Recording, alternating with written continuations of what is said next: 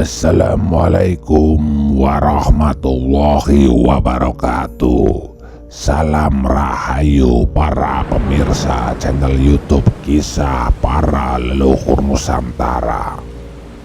Pada kesempatan kali ini kita akan membahas tentang kesalahan fatal Ken Arok atas pemilihan putra mahkota.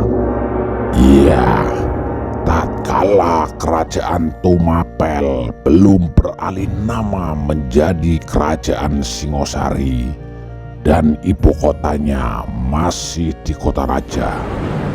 Seusai mengalahkan kerajaan Kediri, Sri Rajasa Sang Amwar Bumi alias Ken Arok telah melakukan langkah yang gegabah dan salah. Kenapa demikian? Karena adanya keputusan Sri Rajasa untuk mengangkat dan menobatkan putra kandungnya sendiri sebagai raja bawahan Kediri, yaitu putra Sri Parameswara, untuk menggantikan Sri Kertajaya. Hal ini merupakan sebuah keputusan yang salah. Meski ini manusiawi, tetap keputusan yang tidak benar. Mengapa demikian? Sri Parameswara adalah putra Sri Rajasa dari hasil pernikahannya dengan Ken Dedes, dan dia umurnya kepernah muda alias adik Sang Anusapati.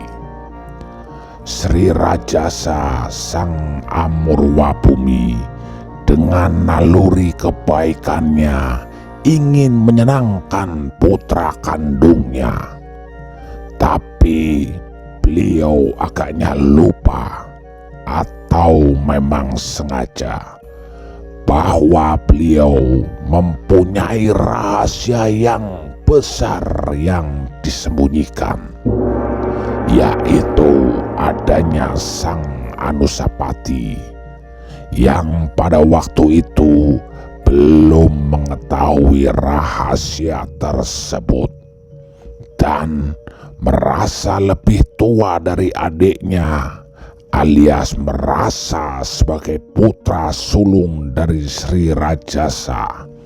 Tetapi kenapa yang diangkat sebagai raja bawahan Kediri adalah adiknya? Tentu saja keputusan ini menimbulkan rasa tidak nyaman di hati Ken Dedes, dan terutama di hati Sang Anusapati. Bagi Sang Anusapati terasa aneh dan janggal. Timbul rasa iri hati dan kecurigaan yang teramat sangat. Kemudian Sang Anusapati berpikir satu-satunya jalan pembuka tabir rahasia ini pasti berada pada ibunya. Dan benar juga, dari ibunya terungkap rahasia besar yang selama ini disembunyikan oleh Sri Rajasa. Ternyata Sang Anusapati cuma anak tiri dari Sri Rajasa. Ayah kandung yang sesungguhnya adalah Tunggul Ametung dari Wangsa Isana yang menjadi Awuku Tumapel, dan juga yang mati dibunuh oleh Sri Rajasa Sang Amurwabumi. Akhirnya keputusan yang salah itu menuai hasilnya, dan Sri Rajasa meninggal di dampar kencana karena ulah pembunuhan orang batil atas suruhan sang Anusapati. Namun, ini tidak mengakhiri masalah. Sejak itu, kerajaan Tumapel retak dan pecah menjadi dua, yaitu kerajaan Tumapel di bawah pemerintahan sang Anusapati dan Kediri di bawah pemerintahan Sri Parameswara.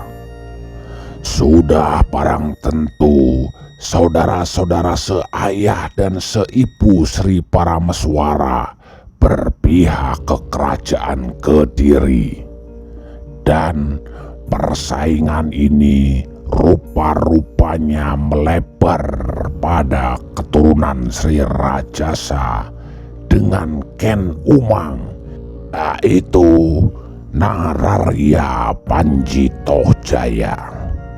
Sampai akhirnya Narasingamurti, putra dari Sri Parameswara alias Mahesa Wungateleng, yang merasa terancam jiwanya, bersekutu dengan Saiminingrat Ranggauni, putra dari sang Anusapati yang merasa bernasib sama dalam ancaman Nararya Panjitohjaya, dan akhirnya berakibat terjadi penyatuan antara kerajaan Tumapel dengan kerajaan bawahan Kediri setelah Nararya Panjitohjaya dikalahkan oleh Saiminingrat, Ya Ranggauni, Ya Wisnuwardana, dengan dibantu oleh Narasingamurti alias Mahisa Campaka pada tahun 1250 Masehi. Pertempuran tersebut merupakan suatu kudeta, dan akibatnya Nararya Panjitohjaya terkena tombak serta melarikan diri dari Lulumbang.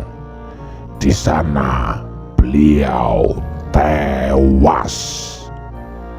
Dengan terusir dan tewasnya Nararya Panjitohjaya, maka Ranggawuni menjadi raja kerajaan Tumapel yang dipersatukan dengan Kediri, dan nama kerajaannya diganti menjadi Singosari.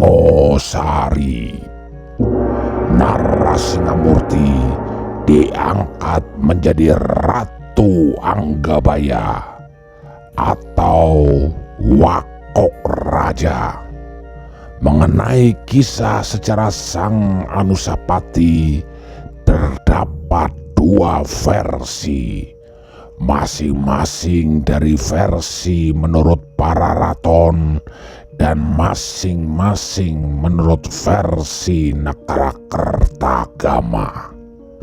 Menurut Pararaton, sang Anusapati menjadi Raja Tumapel menggantikan Sri Rajasa setelah dibunuh orang batil suruhan sang Anusapati pada tahun 1247, dan beliau memerintah kerajaan Tumapel dari tahun 1247 sampai 1249. Setelah berkuasa 2 tahun, kemudian lewat tipu muslihat yang mengajak beliau sabung ayam, kemudian keris yang dipakai beliau dicabut oleh Nararya Panjitohjaya tatkala beliau sedang asik konsentrasi memperhatikan sabung ayam. Serta-merta sang Anusapati ditusuk. Itulah menurut para raton. Sedangkan menurut Nagara Kertagama, sang Anusapati memerintah kerajaan Tumapel selama 21 tahun. Dari tahun 1247 hingga tahun 1258 dan mangkat secara wajar.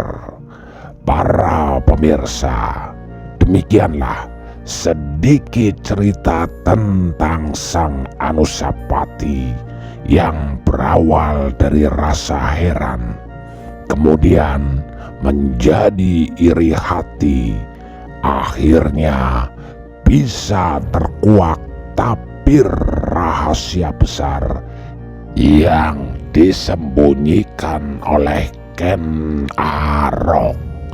Semoga bermanfaat untuk kita semua. Terima kasih. Wassalamualaikum warahmatullahi wabarakatuh. Salam Rahayu.